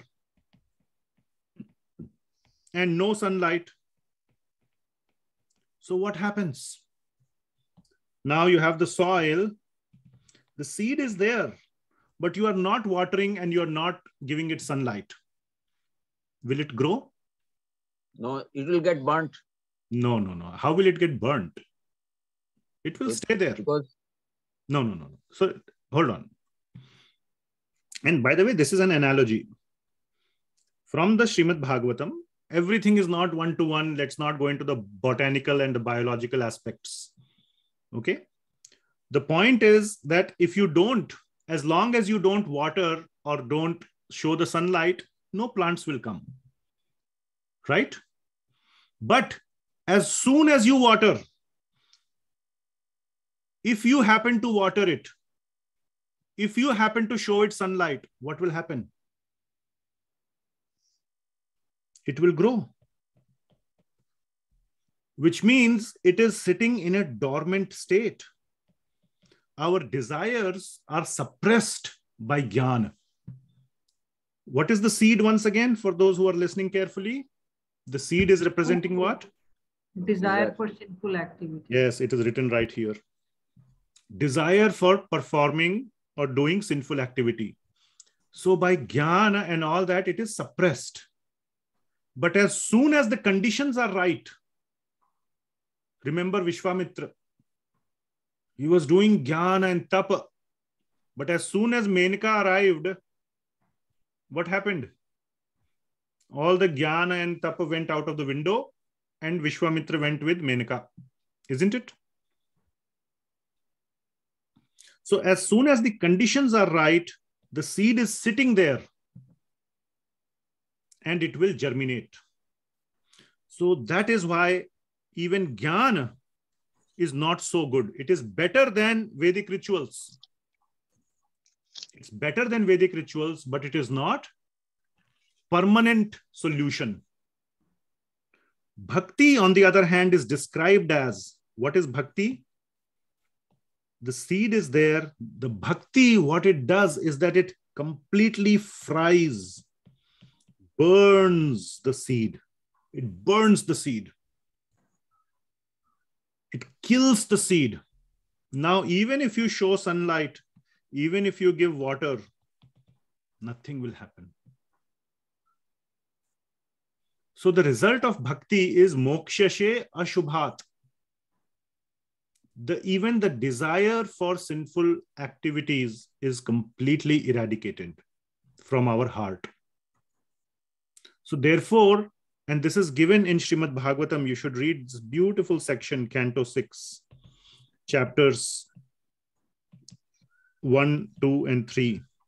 The whole pastime is the pastime of Ajamila, where it is described that bhakti is the best and permanent solution to sinful desires. So that is the long answer for this one line of this 9.1. Yad gyatva. By this jnana, what jnana? Not just jnana, but vijnana. By this jnana plus vijnana, moksyase asubhat. Permanent destruction of all sinful baggage and desires. Even future, if desire is not there, then even the future plant will not grow. That is the power of bhakti. So the line, D line, Yad Gyatva Moksyase Ashubhat, that line D of 9.1 is showing the power of bhakti or power of Bhakti Yoga.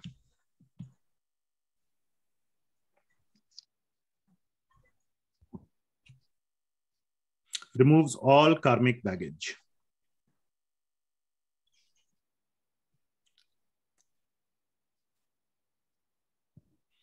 Now, of course, this bhakti has to be anya abhilashita shunyam.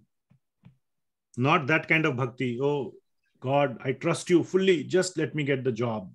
I have total trust on you. And the moment you get the offer letter, that's it. Not that kind of bhakti, but Ahaituki and Apratihata. This is coming from Srimad Bhagavatam 1.2.6. Yavai pumsa parodharmo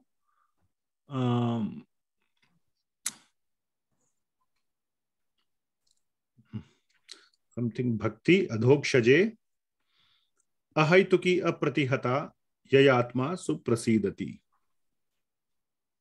So that bhakti has to be Ahaituki with no motivation, no hetu. And Apratihata, unbroken, continuous. Okay.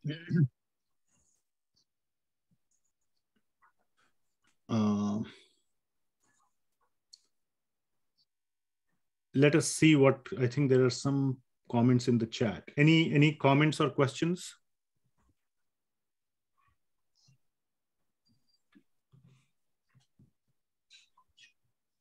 Okay, so first one question that is asked is, how and why does the seed of sinful activity come at the first place? Very nice question. We'll deal with that. In verse 9.2, Prabhupada ji said, this is the king of education. Perhaps imparting this knowledge in many Western universities and colleges is the norm. Eventually, this knowledge will only help the world remove the fights and wars. Okay, yeah, sure. If internalized, if it is just treated as like some storybook, then not. If taken seriously, if implemented, absolutely. Absolutely. That's what Srila Prabhupada said, that if everybody in the world follows Bhagavad Gita, there will be permanent peace and permanent happiness. Okay. So let us deal with this question. How does the seed of sinful activity come at the first place? So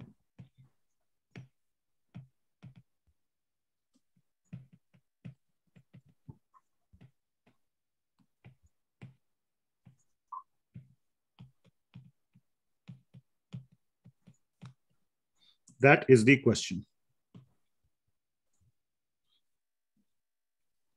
So the beginning of that, even the sinful activity, seed of sinful activity is before sinful activity. What is there?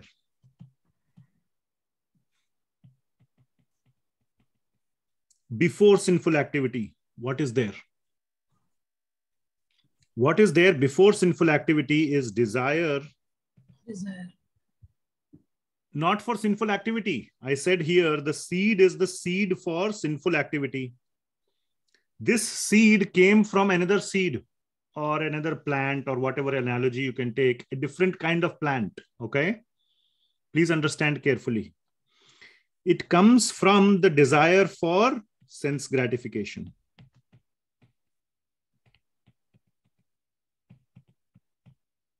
Comes from the desire for sense gratification. I want to enjoy. And what kind of sense gratification? That kind of sense gratification which is separate from our Father, which is Krishna. If the children are all enjoying under the Father will make sure every child. How many of you have had brothers and sisters? Many of you, right? Has the father and mother ever given more to one child and less to you? No. They make sure every child is fully fed. Isn't it? Every child gets up from the lunch or dinner table fully satisfied. Isn't it? If there is a fight, oh, I need the last roti, the mother will say, wait, I will make one more roti. Don't fight. You want one more roti? I will make it. Don't fight. You take half right now. I'm making another one. You can take another half. Isn't it? So father or mother make sure there are no fights and everybody is satisfied. When Dhirubhai Ambani was there was no fight between Anil Ambani and Mukesh Ambani. When he passed away, then all the fights began. Isn't it? So when we have a desire for sense gratification separate from our Father Krishna, we get a desire for enjoying. Now, Lord Krishna has given us all our quota for enjoyment. We have all been given our quota. Where is this written? This is written in one of the very famous verses in the Shastra, which is in the Ishopanishad. Let us look at the Ishopanishad. It's one of the very, very important Upanishads. Mantra 1. Ishavashyam idam sarvam. That everything comes from the supreme controller, Isha. Isha means Ishvara. So everything, I will just read the translation.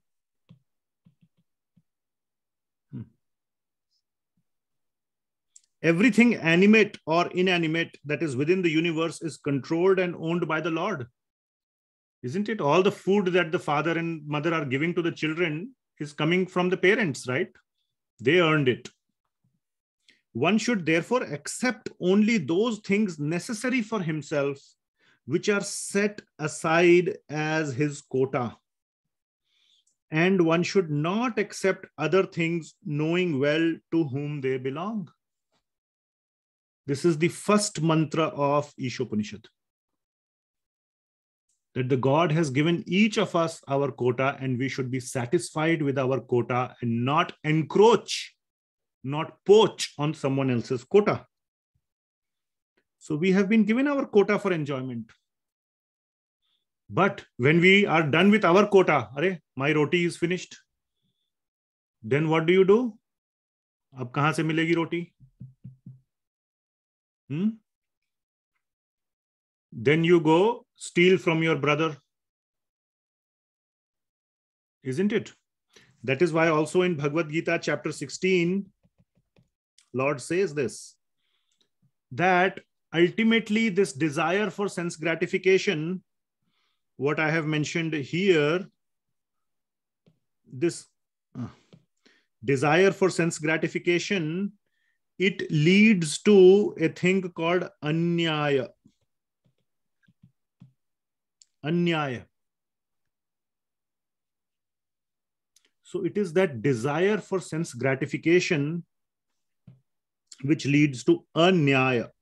Anyaya, you all understand, means injustice. Injustice is, it translates to sinful action, isn't it? Sinful activity. It's in the same scope. The reason for the war? The reason for the war? Yeah, of course. More territory, more land, more whatever, power.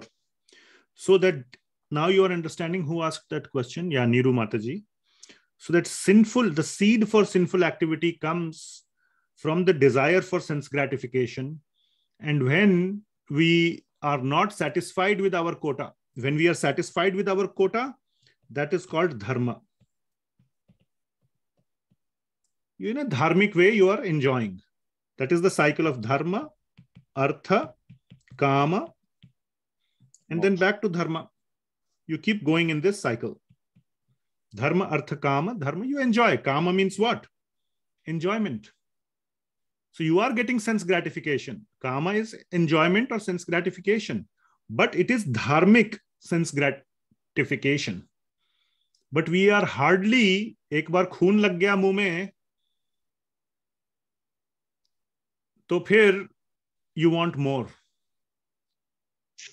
Then you cannot stop. That is the nature of sense gratification. Okay, so that is I hope I answered the question where it started. So that started with the desire for sense gratification separate from Krishna. And that, when that one desire starts, then we come into we take birth in material world. In material world. You can see that in two places, or basically in one place, which is 7.27. We had this discussion. If you want, you can go back and review those lectures. Ichha dvesha samuthena dvandamohena bharata. That our existence in the material world occurred due to ichha dvesha samuthena, together. Ichha and dvesha. Ichha means here sense gratification. Ichha is sense gratification. Dvesha means separate from our father Krishna.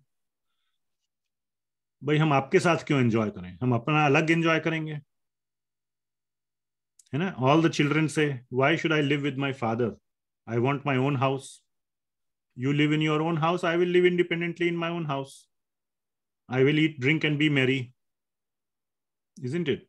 Why should I share my happiness with you? Independence, freedom. Everybody is after independent freedom. So ichha, this is sense gratification is ichha. Dvesha means separate, आपके साथ नहीं, not with you, private. Ichha dvesha samuthena dvanda mohena bharata. In that moha, in that illusion, when one is trapped, one takes birth in the material world.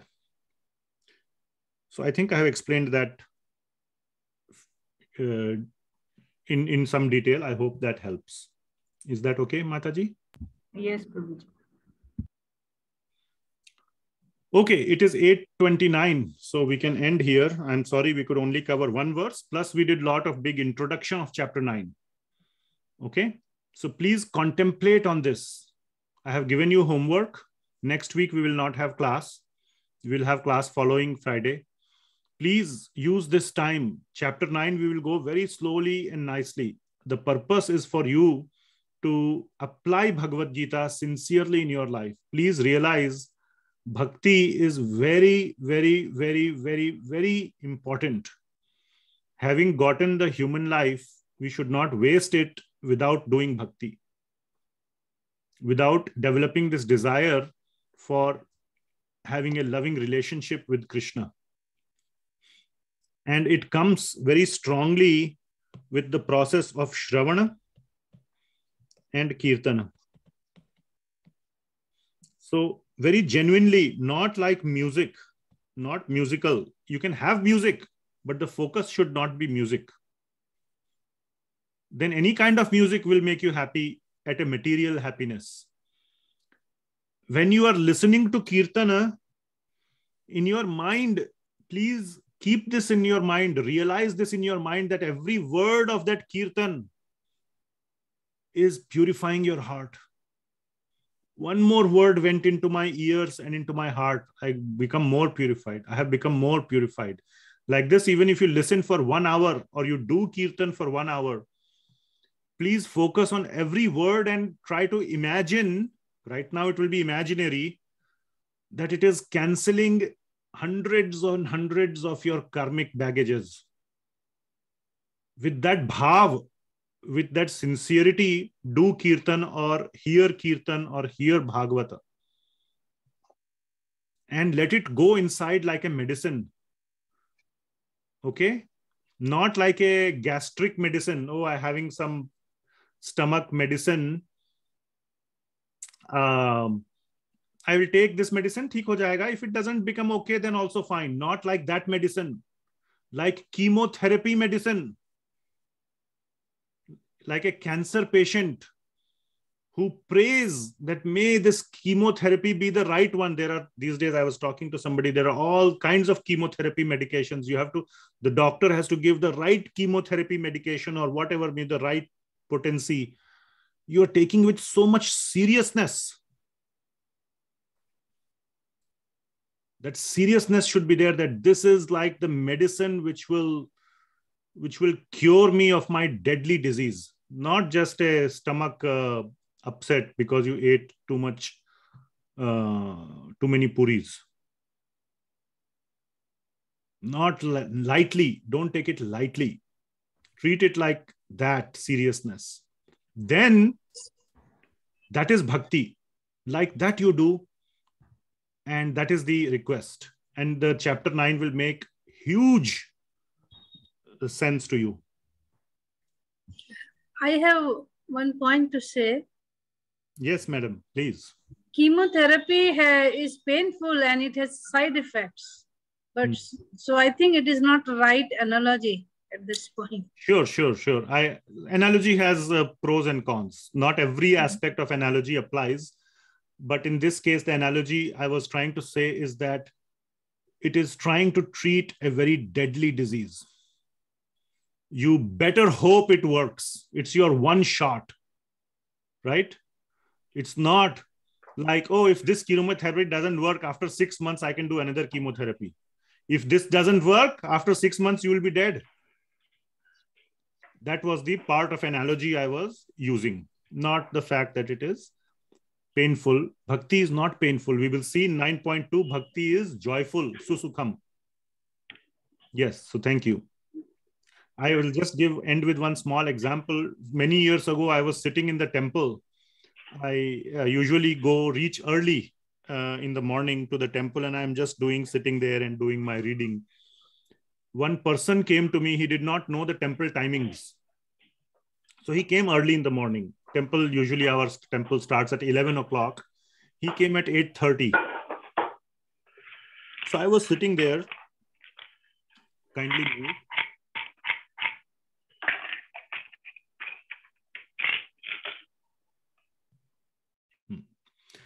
I was just sitting there, and he came and told me that he has been reading Bhagavad Gita by Srila Prabhupada and all that.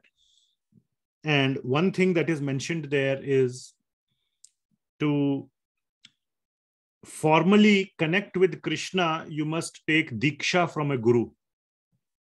He did not know the details, what it means to take Diksha or initiation from a guru, but he had read in the book that is also, I mean, you must do bhakti, but you must also get formal, like you can learn mathematics, but the degree you can get when you enroll in the university. Like that, just analogy. He said to me, I'm undergoing a open heart surgery in 1 month.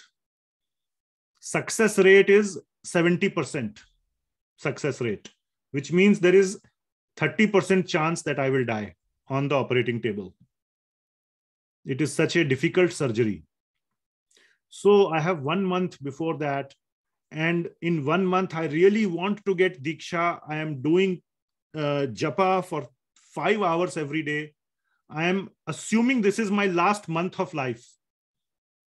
I am living my life as if this is the 1 month I have, and I want to do the maximum bhakti in this one life, in this 1 month, so that if I don't survive, I will feel happy that I have done my best. I was so shocked when I heard that. I said, wow, that is how we should do bhakti. As if this is the last month. That is how Parikshit Maharaj was hearing Bhagavatam. He knew this is his last week. Isn't it? So he was like, tell me. I said, there is nobody here to give you Diksha. First he told me that. I said, what do you mean? I don't even know you. And, this is not how you get Diksha from a guru or something. You need to, talk to the guru. You need to wait for 6 months, 1 year. There's a long process. He said, no, that all doesn't apply in my case. I have 1 month. Then he shared his story with me. And then I, talked to some seniors and I connected and I did something. He got Diksha. In 1 month, he was able to get Diksha. And by the way, his surgery went well. He's still alive and still very serious. But my point is that we must, live our life. We have not been given a ultimatum. So we take it lightly. He had been given a potential ultimatum, 70%, 30% ultimatum he had been given. And he was very, very, very vigorous, very serious. So I just wanted to share. Okay. Anything else last minute? No, I can only just corroborate what you said is absolutely true. And the potency of bhakti is much, much, much, much greater. How many much you put it than the chemo or any other treatment. This is my experience also with my students for last so many years, almost 20 years now. So that's what I wanted to say. It is a highly potent thing which we can, इसको follow करेंगे ना तो वो बीमारी आएगा ही नहीं. That is the problem. So please talk to people, connect with people, find people. It may not be easy to find pure devotees around you. The definition and the bar of pure devotees is really, really high. But talk to people like Subhash Prabhu or whoever in your vicinity to get inspiration, get some idea from them. What did you get out of performing Bhakti Yoga by Shravana and Kirtan? What happened in your life? What happened in your life? What happened in your life? Get that inspiration, read the Bhagavatam. There are so many stories, and you have faith in the Bhagavatam. These are not fairy tales like Harry Potter. And perform serious bhakti. That is the request. So please use these. Similar story, I'll just tell you, Prabhuji. So, Prabhuji, I'll let me close the call officially, and then we can discuss. Is that okay? Because we are running out of time. So let me close the call officially. Sorry. Whoever wants to continue, please stay on. Let me officially close. Thank you so much. Srila Prabhupada ki jai. We will see you in. Hare Krishna. I'll stop the recording. Hare Krishna, Prabhu. Hare Krishna, Prabhuji. Hare